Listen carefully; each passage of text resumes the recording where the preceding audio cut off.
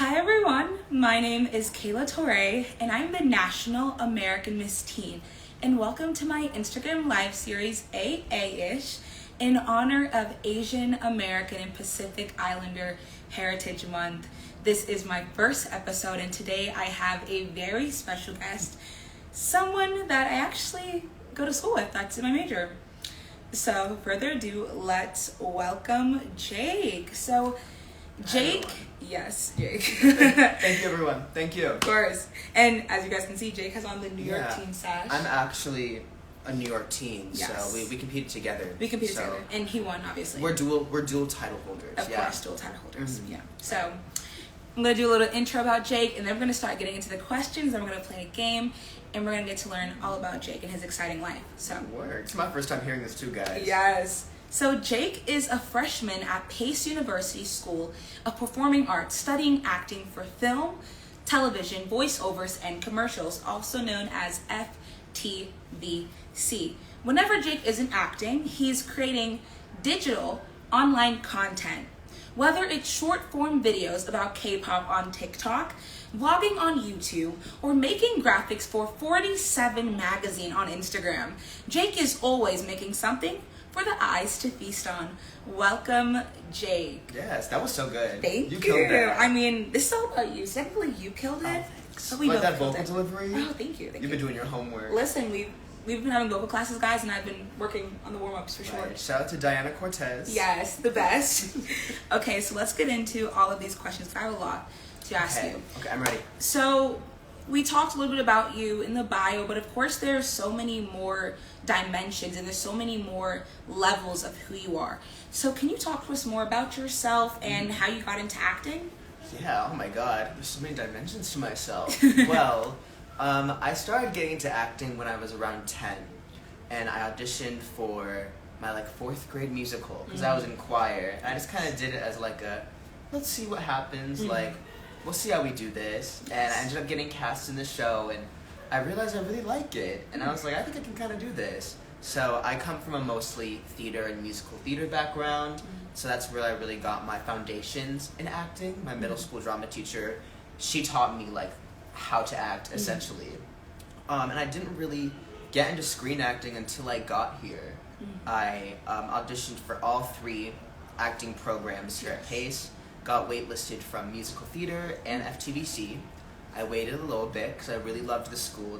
Pace was my top school, and I got into FTVC, and I was like, I've never done screen acting before, so I don't know what I'm getting myself into, but I really want to go here, and the rest is history. And we made it, and I'm learning a lot about screen acting, and I'm really happy to be here. Yes, I love that. Also, if you guys hear any background noise, I'm very sorry. My apologies. Wow, that is so awesome. You know, Pace was actually not my first choice, but I love how you said it was your first choice, and I wanted to highlight the fact that you said that you were waitlisted. And I think that just goes to show that you have a lot of perseverance, because there are so many times where I feel like people will look at our Instagrams and see all of our achievements, and they will think that we achieved our goals so easily. Oh, yeah. But I think that you are just such a testimonial that you have to keep on going, you have to keep pushing forward. Yeah, and a waitlist does not mean no. Yes. Sometimes when you wait it out, you might get a lot of rewards. Yes. And our life isn't just all sunshine and rainbows. Yes. Even though we can filter that on social course. media, there's so much more to us. Just like you said, we're Yeah. multidimensional. We are very multidimensional. And you said that you come from a performing arts background. And I remember that in the acting class we were in together, I know you said your mother was a dancer. She was a dancer. Can you talk to us about that? Because I find it so interesting that you came from a performing arts background. So I feel like that really impacted you as the amazing performer that you are today. Yeah. I think my mom, hey mom, I know you're here. But I come from, on both sides of my family, a long line of performers and artists. My grandfather on my mom's side, my lolo, that's what we call our grandparent, lolo and lola, his grandma and grandpa in Tagalog, in Filipino. My lolo, he was a singer. My mom studied dance in London, and she did that up until she was a teenager. And then my older sister, she also sang and acted as well.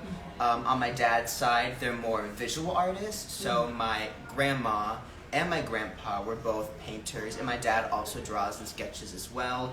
My grandpa's also used to be an antique shop owner, so he would distribute art, whether it was like locally owned or bigger artists in the Chicagoland area. And my little brother, he's starting to get into photography and visual art as well, so a big, wide spectrum, and it's very nice to like grow up amongst that community. And I like owe a lot of it to my grandfather, because he would always, my whole family, luckily enough, would always support me, but my grandfather, he would come to every show, every performance. He was the founder of one of the biggest like youth art festivals in my neighborhood. It's called YAY, which stands for Young Evanston Artists. Evanston is where I was born. I didn't live my whole life there, but I spent most of my time there, and he used it as an opportunity to showcase so many young artists, and he'd do it every year up until he decided, this is my last year. I'm getting a certain age, but just seeing that really inspired me to do what I want to do. I love that, and I think it's so amazing, like I said before, that you come from a performing arts background, and it seems like your family supported you a lot in the arts, so yeah, I'm very grateful. Yes. Because a lot of the times in, I guess, like the stereotype when it comes to being Asian American or AAPI, is that, like, especially when you're Filipino, like, a lot of people think, oh, you're going to be a nurse. You're going to go into nursing, that's what you're going to do. But I'm very grateful that my parents have pursued and supported me in going into this as like an actual career, because I know like my mom, when she told her story, like that wasn't the case. So I'm very grateful that both my mom and dad are not clipping my wings, and they're letting me do what I want to do. I love that. And since you talked a little bit about your grandfather and the performing arts festival that he had in Chicago, we're gonna kind of talk about Chicago, since I feel like that's a big part of you. So talk about you growing up in Chicago and how you made it from Chicago to New York. Okay, I'm gonna give you a confession. Okay. I'm not from the city of Chicago. I'm sorry, oh my goodness. I'm from the Chicagoland area, so the North Shore. Okay. I'm originally, I was born in Evanston, Illinois, which is by Chicago, but I grew up in Skokie, Illinois, which is right by Evanston, so I'm technically 20 minutes away from Chicago.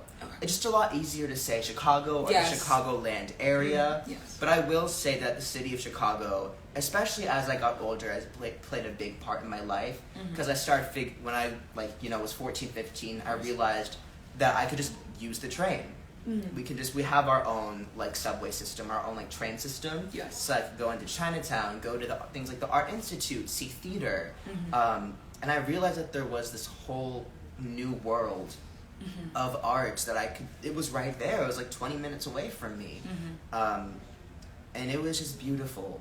And coming to New York, it's like 5 times the size of Chicago. It's so much bigger. But a lot of people think Chicago and New York, it would be similar, but it's honestly not. I can't explain it, but you can just tell the vibes, the culture, it's different. And New York tried becoming Chicago when they tried making their own version of the Bean. It's not as cute as the one in Chicago, but that's all I'll say. Okay. We love that. Yes. And you talked about art and the impact it had. And if you guys do not go to school with Jake, you guys will not know this, but Jake is a fashionista. Oh. Seriously, when he comes to class, he makes a statement, whether it's just his kindness or his smile on his face. His outfit is drop dead fantastic. You're making me blush. No, I mean, as you guys can see, his outfit today is amazing. But thank you. The sash really adds to it. It does. It really does. Yeah, as a pop of color. Yes, it's like an accessory. Right.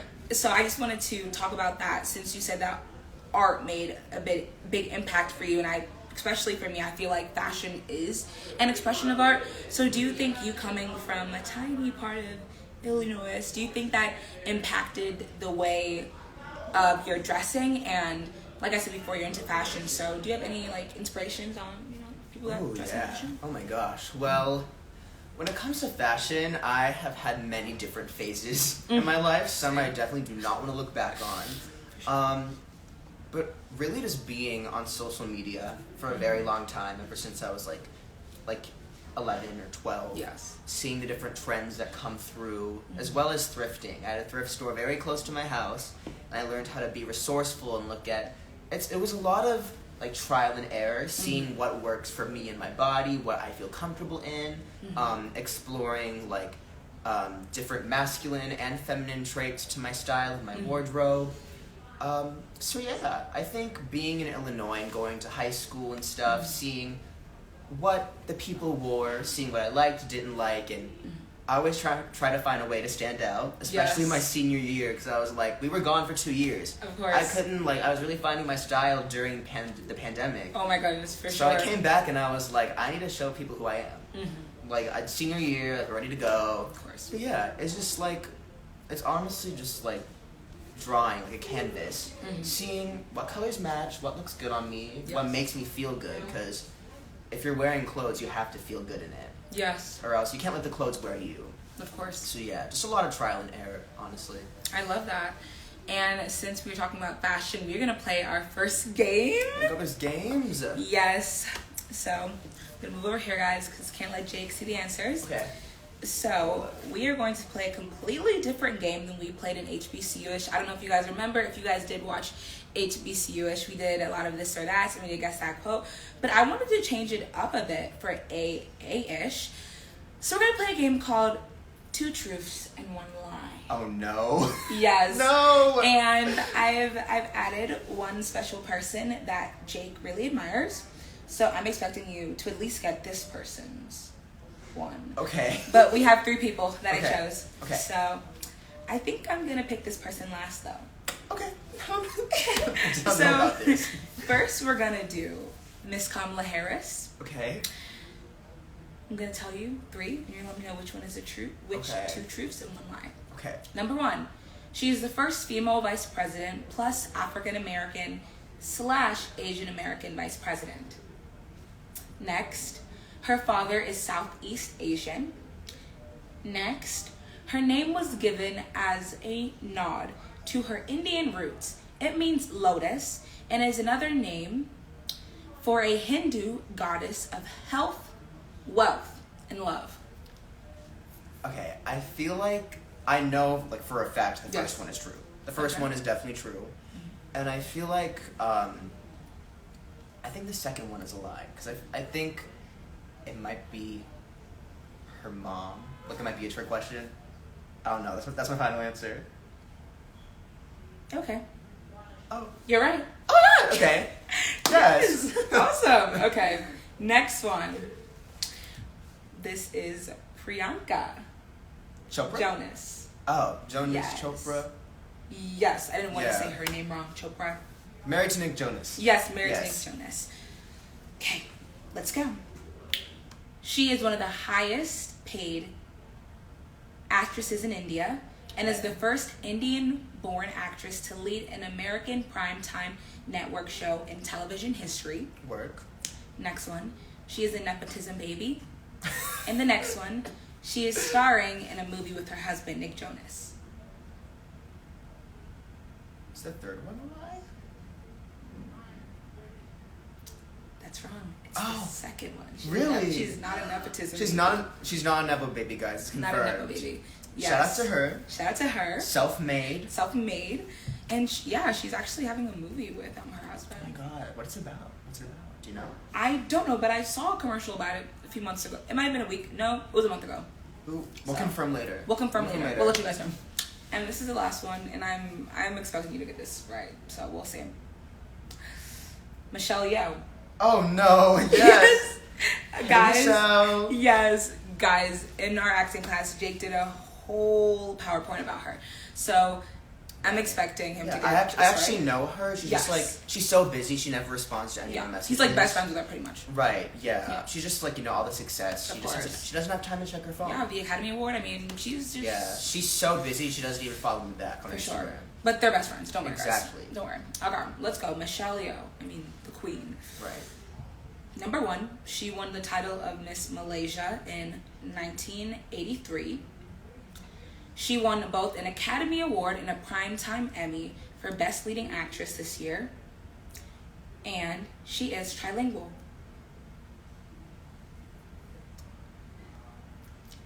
I know for a fact the second one is true.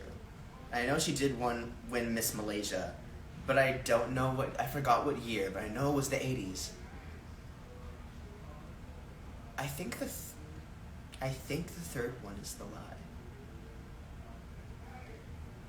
That is wrong, Jake. No! That makes me look so bad. No, it's okay. No, it's literally okay. What languages does she speak besides? I don't know. What's her third language? I don't know. We have to do research on that. I should have actually put it in, but I just know what she's trying to do. Was the year Miss Malaysia wrong? No, it was... So, when I did research, she actually did win her Academy Award. She's the first Asian American to win Best Leading Actress. What? But she did not win a Primetime Emmy. Oh, she did? She won a SAG Award. That's what she won. Yes, she won a SAG Award. Okay. But I think she's going to get a Primetime Emmy. Mm-hmm. So, it's happening. You did amazing, though. And I think that one was actually really, really tricky. I made sure to trick Jake, guys. Yeah, you did good. Yeah. Tried my best. Yeah, he tried his best. So we're going to get back to some questions. We are going to go back to the introduction of Jake a little bit later, and now we're going to actually ask some specific questions. Also, if you guys have any questions for Jake, please comment down below and ask him some things. So let's start. You're like, comment down below. Yes, comment down below. Okay, so this is the next question. To you, what does it mean to be an Asian in the entertainment industry, and why do you do the work that you do? I remember when Jake asked me this for his little thing for Black History Month, so I was like, let me ask him for Asian Heritage Month. Uno reverse card. Uno reverse.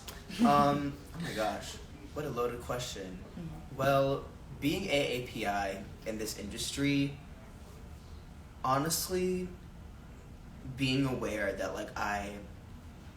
it's inevitable that I'm going to face things like microaggressions, racism, whether it's casual or overt, realizing that the way that I look might limit me to some roles, the way that I look, the way I sound, the way I physically present myself, and having to keep that in mind every day, every audition, every self-tape. But I do it because I love it. It's one of my passions, and I do it because there were times where I thought I was not able to. Mm-hmm. I almost didn't pursue acting as a career for college. I wanted to go, for some time I wanted to go into arts and entertainment management because I gave up on myself for a little bit, especially during the pandemic when I was like, is this gonna be a career option? Will shows reopen? Will film and TV reopen? But I do it because I want to continue having positive representation for people who look like me, and even though I'm just a fraction of the AAPI community, I'm just from one culture, or I'm from two cultures, but one of them is from Europe. I'm half Filipino and half Armenian. I hope to perpetuate and further push positive narratives for people of color, for AAPI folks, and just doing it for people who look like me and kids who look like me, and that I can do everything, everywhere, all at once. I love that. This is such a fantastic answer. My next question for you is, what is your favorite cultural dish? Oh my god. Asian food is so good, guys. Don't ask me that question. My favorite cultural dish from my culture, from my mom's side, the Philippines, probably has to be... it's called lumpia. Have you had lumpia before? Did you talk about this in acting class? You might have. I did. Okay, I remember. So lumpia is a Filipino egg roll. The full name is lumpia Shanghai. And it's crunchy on the outside. It's flaky sometimes, but it's really warm and tender on the inside. It's often made with pork, I believe, but it's the Filipino take on a Chinese egg roll, or a spring roll. And the restaurant I grew up by, they would have little mini ones, and I just popped them in my mouth. That was my favorite thing growing up, and I got to try the bigger versions and other people's variations of it. And I miss it. I haven't had lumpia in a very long time. I think the last time I had it was at Lumpia Fest in Chinatown. There's like a Oh bunch my of goodness. Filipino festivals. It was in the beginning of the year, right? Mhm. I remember when you posted It was during Filipino American Heritage Month on October, but it just like brought me back to my childhood, and it reminds me of a lot of good memories with my family. So Lumpia, 100%. Amazing. We'll have to get it after this. Right.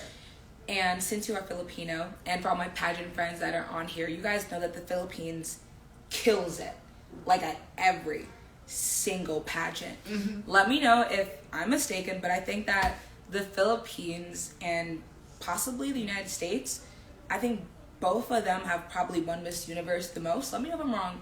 So since you are Filipino, did you know about how competitive and significant that pageantry is in the Filipino culture? Did you not know that? I didn't realize it until that, I don't know, I was like 2016, 2017, Okay. when the whole Steve Harvey thing happened. When like he said the Oh wrong, my like said gosh, Miss yes. Columbia's name on accident. Uh-huh. But, and like I saw all the different reaction videos from like people in the Philippines reacting to her actually winning, and I was like, dang, they take this really seriously. Yes, they do. And then I realized that like it's a big part of the culture there, like being so proud of where you come from and having that community, like having a whole country support you, Yes. is a very beautiful thing. And I believe the Miss Universe winner, the like who represents Miss USA, I think she's part Filipino as well. Yes, she is. Yeah, so She is. She's gorgeous. runs thick. Yes. And I could be wrong. I believe the owner of Miss Universe, I do not know if the owner is Filipino, but I know that the owner is Asian as well. Oh, wow. So it's amazing representation, honestly. So my next question for you. Can you tell us about a favorite Asian performer or artist that inspires you and why? Oh wow. There's so many. It's really hard to choose one. Yes. But if I had to choose one, I would probably have to go with. She is an R&B artist. She's Vietnamese American. Her name is Thuy, which is Thuy. She's originally from the Bay Area, and she like dropped everything to move to like become an artist. You know, she dropped like her like pathway of a medical career. She told her parents like, I'm gonna like make something out of myself, and especially within the past like year or two, she's been really blowing up and really like getting her name out there. And just the way that she sings, the way that she makes her art, it's very personable, and it has, lack of a better word, a lot of flavor. Yes. A lot of flavor, and her voice is so rich, and she's just a storyteller to me, and I'm always interested in what she has to say through her songs. And it's just really inspiring to me that she had so much trust in herself and the career that she wanted, and she just went for it.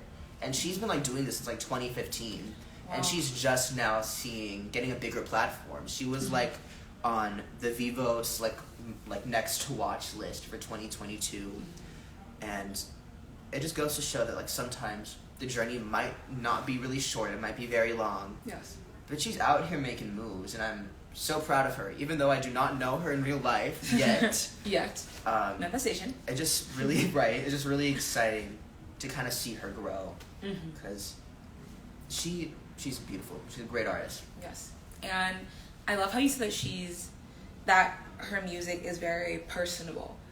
And I think that is amazing because personally for me, I feel like the artists that I connect with, whether it's like singers, even actors, are the ones that you are able to relate to on just a deeper level. So I love that. What is your favorite Asian tradition? Oh my god. Favorite Asian tradition?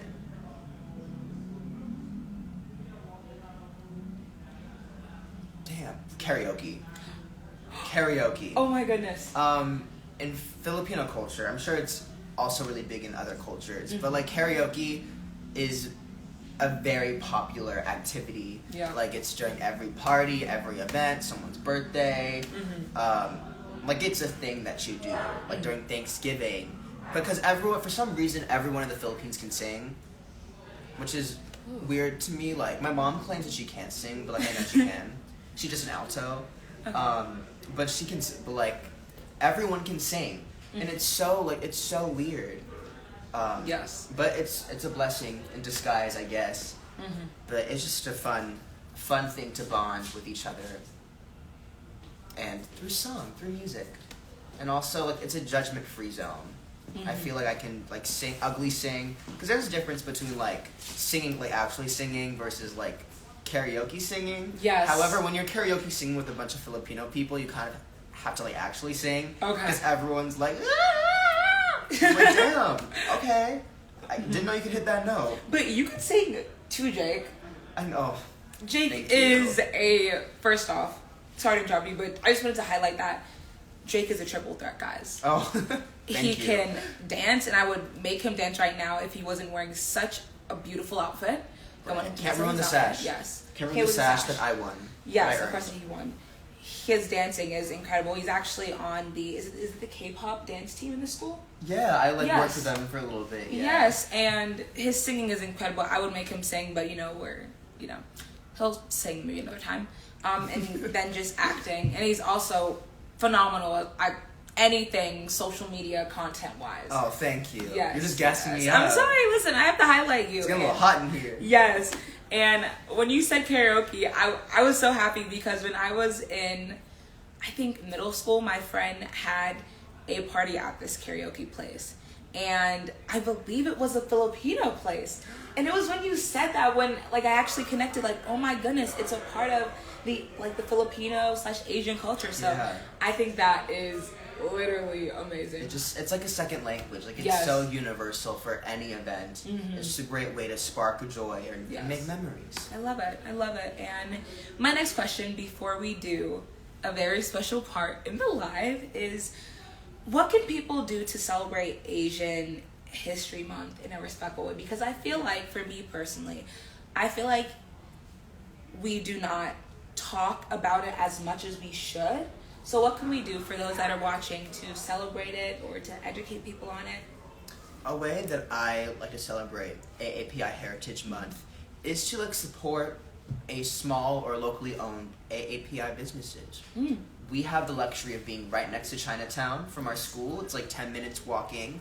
So there's a lot of Chinese and Chinese American owned businesses, a lot of restaurants. So of course, Chinese culture and Chinese food is absolutely delicious.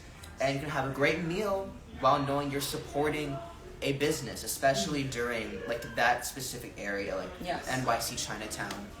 Especially the older folks, they were a big target for hate crimes because that community, the Chinese community, was scapegoated and blamed for the coronavirus pandemic because they were unfairly given the racist term, the China virus, or the Wuhan flu.